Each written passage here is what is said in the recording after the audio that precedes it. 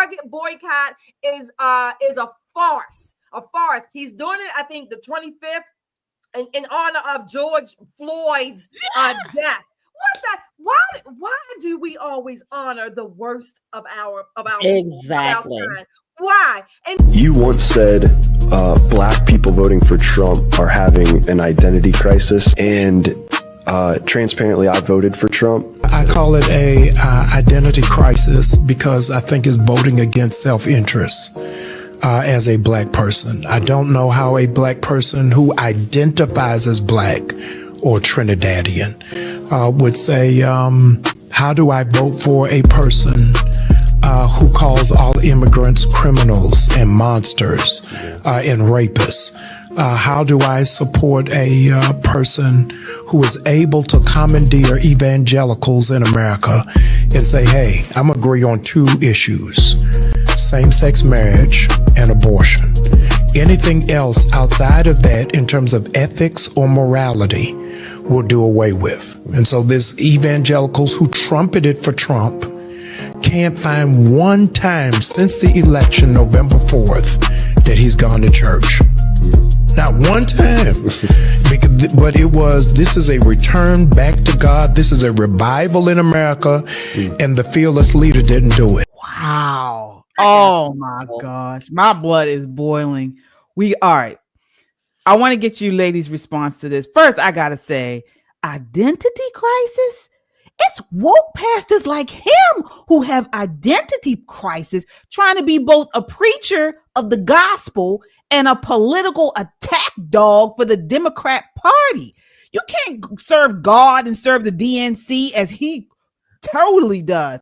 Jamal Bryant is a Martin Luther King, Jesse Jackson, Al Sharpton combination wannabe. That's what he is. That's all he is. He is a charlatan, if you will. He's still trying to pimp these people. And I heard this, and he told that guy it was identity crisis, and black people shouldn't vote for someone who calls all immigrants criminals. First of all, lie. He never said that. He never said that. It.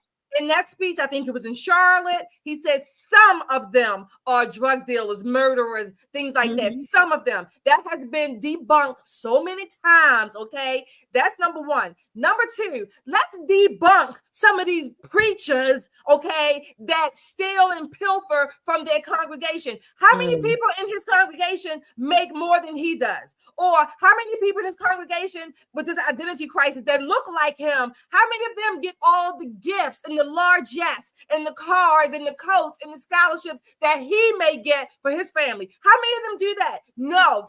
This Target boycott is a farce. A farce.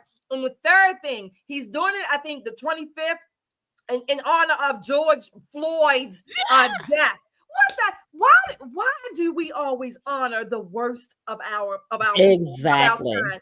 Why? And not only that, Memorial Day is for those who have served our country and died in service to our country. What the hell did George Floyd do? As a matter of fact, he almost stabbed a pregnant woman. Okay? I mean, if anything, he sniffed out or shot up maybe whatever the drugs in his veins, and that led up or contributing factor to his death. What the hell did George Floyd do except help to tear down the communities where he may have lived? What did he do? A boycott in honor of George Floyd. And I bet you, even if they boycott, raise money, not one of the communities where the types of George Floyd are active throughout the whole Black community, not one of them will receive a dime of that damn boycott or those funds that they might raise. Jamal Bryant, full of it. Yeah, Nicole. I mean, you as a Trump voter, are you having an identity crisis? No, I've never had an identity crisis. You know, I was born Black. I've been Black my whole life, and I intend to stay Black. And the crazy part about it is, if we're talking identity crisis, he may be the one who does not know who he is. And if I were him, I'd stop playing with God. I'm going to just put that out there. I would stop playing with him because, see, there's a difference between favor and grace. And when you do the wrong things and you get away with it, it gets good to you. And You get to sit there with your Gucci loafers on and your expensive glasses and pontificate about things you have no idea about, because I don't think this man's ever been on the inside of a Target, at least for probably the last 10 years. What about the 10,000 or better Black people who work at damn Target? What about their paychecks? Are you going to bring them into your church and cut them checks for their year's salary that you're disrupting? Is that what's going to happen? Or is it, oh, they're just going to have to be left out for my reasoning? George Floyd is long dead, resting in his grave. There's no reason to memorialize that man. None. We're going to leave that where it is in the past. You got problems with Target? Then hear me. Don't shop there. Take your butt to Walmart. There's plenty of other big box stores where you can get your things from, but don't ruin the economic opportunities for Black people around the country because you got to be in your very expensive bonnet, sir. Let's not do that. Can we think about someone other than himself? I don't think he can. Oh. At some point, God's grace is going to run out for him. It's going to run out, and he's going to have to answer for all this foolishness that he's doing. And it's going to be a humbling day. And you know, I don't want to make fun of the people who follow him, you know, people who willingly give him money, but I would have to take a hard look at my budget and see if I could afford some fuck off money for this asshole. Because that's what it would be. That's precisely what it would be. You mean to tell me there's no one even in his church that he could honor? I mean, really? That he could find? You can't make this up. This is not what the church was supposed to be for. Granted, I know there's a history of the church being closely aligned with the civil rights movement. Good, bad, or indifferent, whatever your thoughts may be on that. Okay, I get it. But what Jamal Bryant is doing, he's still pimping and pillaging the church, the people in his congregation. I'm going to say it again. I haven't said this in a while. Here's my alliteration.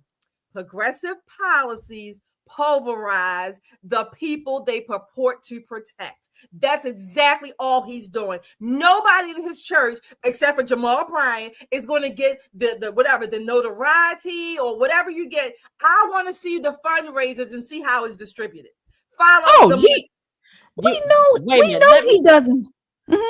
Let me get my little handbag out to see if I can find something in here to give him. And he ain't got nothing coming. I am so sick of people taking advantage of God's people. That will get my fire up. I channel my inner Shelley, because here are people who are looking for help, looking for peace, looking for salvation. And he's stumping for the DNC, talking about political issues. You can't tell me for 1 second that you're a man of God, but you'll stand next to people killing babies in the womb. You cannot. There is no reckoning for that. There is absolutely no reckoning. And if you want to know about Donald Trump going to church, here, let me spill a little tea that's not public knowledge. The church came to him. There are many prayer meetings at the White House. Many, many. And maybe we should get him on the invite list. Maybe that's what needs to happen. He wouldn't go. Alveda King runs the faith ministry for the Trump administration. Yeah. They had an event a week ago. Yeah. Packed. Nicole, you said it. Jamal Bryant, he's supposed to be giving them salvation, and instead he's giving them George Floyd. They've shown at the White House these packed, as you mentioned, Nicole, church services and faith-based services. It's a beautiful thing. We didn't see this over the last 4 years, but like you mentioned, they have invited faith back into the people's house. But this man knows nothing about it because he doesn't have a Holy Spirit, nothing in him. And this is what we're talking about. I mean, Jamal Bryant, all he does, he uses his platform to preach victimhood, racial resentment, and leftist talking points. This is what he does. And we know this. Again, he's from Baltimore. His church here in Baltimore, the community around it was rotten. It was dead. It was nobody. He had a huge church, and it was in the middle of poverty. And I remember when I went one time, maybe two, when I was in college, it was the first church, and this was many, many, many, many, many, many years ago. It was the first church I'd ever been to that had ATMs in the church. I'd never seen anything like that before. This was before we had, everything was digital, but people would go up and use an ATM to give their donation. I was shocked. I'd never seen anything like it. And he not only him, other churches, there's an ATM line, there's a credit card line, and there's an envelope cash line.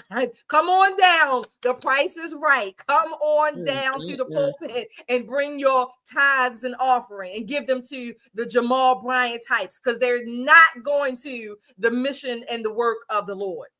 No, not at all.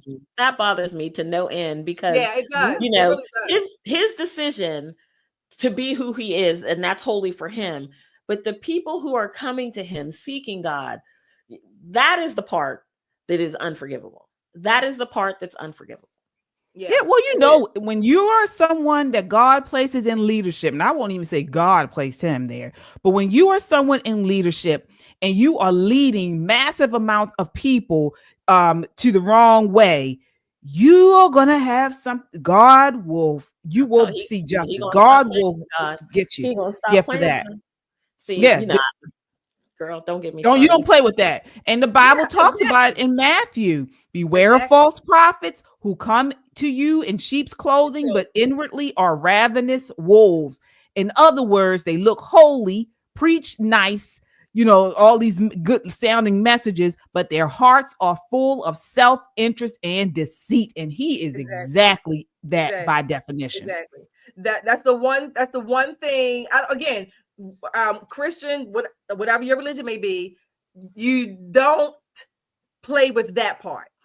You don't play with it. There are believers of all different degrees, levels, wherever you are on your path. But if you are a preacher or a pastor, you don't play with that. And you're right, Nicole, that burns me up when you see pastors, preachers taking advantage of people who are in need, whether it's physically, spiritually, certainly spiritually. That is it's beyond disgust. Right. And just to put a button on this, when we see, this is why they want so many, I won't say, I'll say encourage. This is why they encourage single motherhood, because many of these churches are full of single mothers now. And they are not trying to do anything about that. They don't encourage marriage. They don't encourage biblical marriage and things like that. They push in you see what he's talking about, abortion, and he doesn't preach against that kind of stuff. But they know that women are easily manipulated by a male preacher like that, because most women, whether they say it or not, or whether they choose to admit it, they want a man. They're looking for a man. They're looking for a male leadership. And so when you have that pastor, it's sort of like, not a boyfriend, but I don't know, what I mean? That they're looking to say, looking for the leadership. They want, what they want is healthy, biblical, wise leadership. That's what they want. Right. Okay. Even, take out the emotional attachment part. I know that happens, but they want that. Many of them want someone to help them raise, quote unquote, their children, right? They want that guidance for their children, particularly their sons, but certainly for their children. But when they get the Jamal Bryant types and others who are, again, spiritually abusing them, then you have this vicious cycle that really keeps them basically impoverished. Exactly. And emotionally bankrupt and spiritually bankrupt from the person whose job it is to feed them. Don't call yourself a shepherd when you're pushing all the sheep off the cliff. Come on. This is ridiculous. Absolutely obscene.